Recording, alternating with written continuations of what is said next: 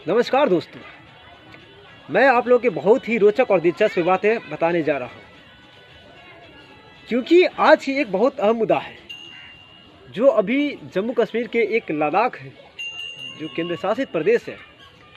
वहाँ पर जो जातीयता, वहाँ के लोगों की जो प्रताड़ना किया जा रहा है, और ये दूसरा कोई नहीं क्योंकि बीजेपी के एक जो प्रोपेगेंडा चलाया जा रहा है। क्योंकि वह जानते हैं कि लद्दाख के मुद्दा, यहाँ की जनता की मुद्दा, यहाँ के लोगों की आवाज़ अगर कोई है तो सोनम वांगचुक है। इसलिए उन्हें 4 साल से उसे टॉर्चर किया जा रहा है, उसे प्रताड़ना किया जा रहा है, ताकि वो अपनी आवाज़ को बुलंदी से उठा न सके, वो सरकार के खिलाफ न जा सके। इसीलिए उसे बार बार उसे टॉर्चर किया जा रहा है। अब तो हद पार हो गई है। आज उनके तो ऊपर ये आरोप लगाया जा रहा है क्योंकि वो कह रहा है कि ये विदेशी देशों की सहायता से ये हमारे देश में अराजकता फैलाने का काम कर रहा है। नेपाल जैसे, श्रीलंका जैसे, बांग्लादेश जैसे काम करने की कोशिश कर रहा है। अगर यही घुसपैठिया सोनम वांगचुक को करना होता तो इस तरह की भूख, इस तरह की धारणा, इस तरह की पड़ताल नहीं करना पड़ता उसे। वो तो अपनी हक मांग रहे हैं। डर तो उन्हें लग रहा है जो उनके साथ जातीयता कर रहा है, जो वहाँ के लोगों को साथ दुर्भाग्यपूर्ण से प्रताड़ित किया जा रहा है, उसे टॉर्चर किया जा रहा है, उसे अपाहिज बनाया जा रहा है।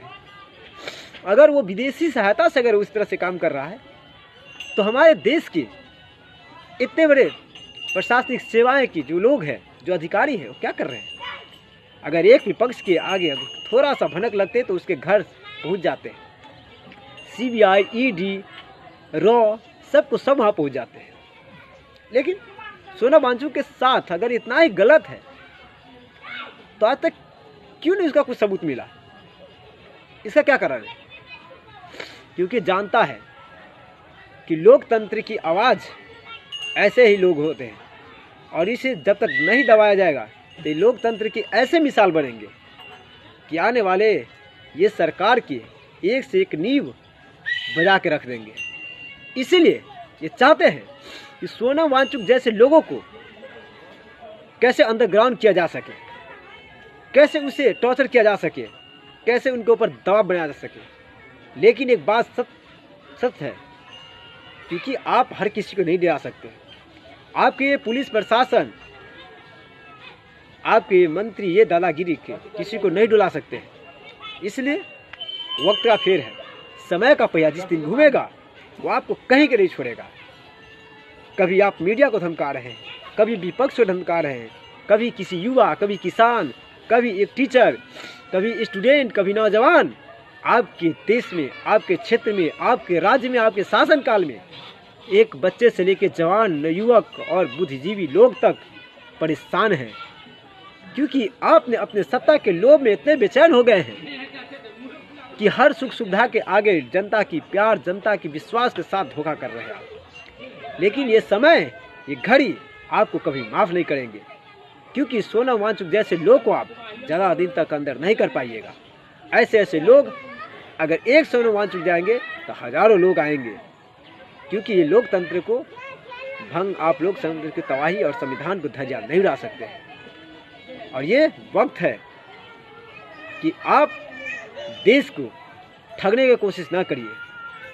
कभी बिहार में आते हैं 10,000 की योजनाएं लेके आते हैं। क्या कभी ये 10,000 की योजना की बात कभी महाराष्ट्र में, कभी गुजरात में, कभी पंजाब में की? वहाँ भी पुलिस, वहाँ के भी लोग गरीब हैं, वहाँ के भी लोग रोजगार कर सकते हैं, लेकिन क्यों नहीं किया? क्योंकि आप जानते हैं यहाँ के बुद्धिजीवी लोग हैं, यहाँ ठगा नहीं जा सकता है, यहाँ 10,000 के नाम पर धोखेबाजी नहीं किया जा सकता है। इसीलिए आपने कभी गुजरात, महाराष्ट्र जैसे, पंजाब जैसे, तमिलनाडु जैसे जगहों पर ये घोषणा नहीं कर सकते हैं, क्योंकि ये आपकी बस की बात नहीं है। क्योंकि आप जानते हैं कि ये घोषणा करने से हमारा पैर, हमारी सत्ता कट जाएगी। लेकिन नहीं, आप बिहार जैसे राज्य को पिछड़ा बनाकर, अपाहिज बनाकर रखना चाहते हैं, क्योंकि आप मदद नहीं कर रहे हैं, आप वोट खरीद रहे हैं, लोगों को झांसा दे रहे हैं, लोगों को ठगने के काम कर रहे हैं। लेकिन मेरा बिहार भी उतना ही कुशल, समृद्ध और जागरूक है। वो ठगा है नहीं, न ठगाया है। आपको इसका अंदाजा आने वाले चुनाव में बहुत जल्द देखने को मिलेगा, क्योंकि यहाँ के लोगों की 10,000 की रोजगार नहीं चाहिए, यहाँ फैटिक चाहिए, 360 दिन की रोजगार चाहिए, ताकि अपने परिवार के साथ सुखी संपत्ति अपने बच्चों के साथ जीवन यापन कर सके, उसे भटकना न पड़े। ये 10,000 रुपया दे करके ठगने पर, और 10,000 रुपया दे करके आप एक ही चीज किए हैं, जीविका जैसे लोगों को इसमें धांधली बढ़ावा दिए हैं, घुसखोरी को पैदा किए हैं, और कुछ नहीं। आप इंदिरा आवास देते हैं, लोगों को उसमें क्या फायदा होता है? सबसे ज़्यादा उसमें घुसखोरी होता है। दलाल ऊपर आते हैं, एक से एक अधिकारी से लेकर छोटे स्तर तक के लोग उसमें आम जनता के पैसा खा खा के अपना ये बना लेते हैं, और आज फिर वही काम करने जा रहे हैं। इसलिए आप बिहार के जनता के साथ मत धोखा कीजिए। ये चुनाव है, ये आने वाले समय में आपका कभी बर्दाश्त नहीं किया जाएगा। जय हिंद, जय भारत। बनकर दोस्तों।